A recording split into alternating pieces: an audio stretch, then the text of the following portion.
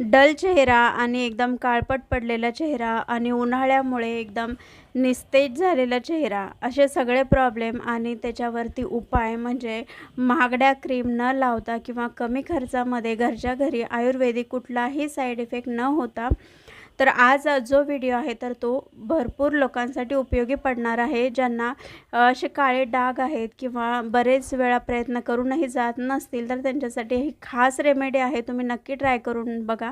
मला आवडली, मला फरक पडला म्हणून खास मी तुमच्यापर्यंत घेऊन आलेले आहे. आता जेवढ्या पण बाजारात मार्केटमध्ये आपण जेव्हा संत्री आणतो, त्याचे संत्री खाऊन मी साल काढले आणि ते उन्हामध्ये न सुकवता सावलीमध्ये चांगले सुकवले आणि त्याची होममेड पावडर बनवली.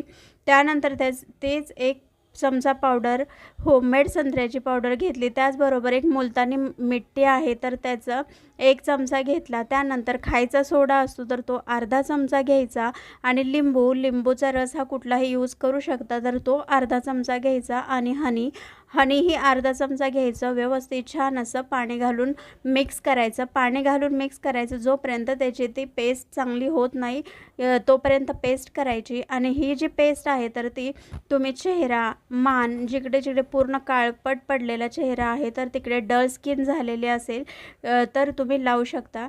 किंवा आधी तुम्ही गोरे असाल पण ते उन्हामुळे वगैरे थोडासा काळपटपणा पडलेला असेल तर याला खूप फरक पडतो. नक्की यूज करून बघा.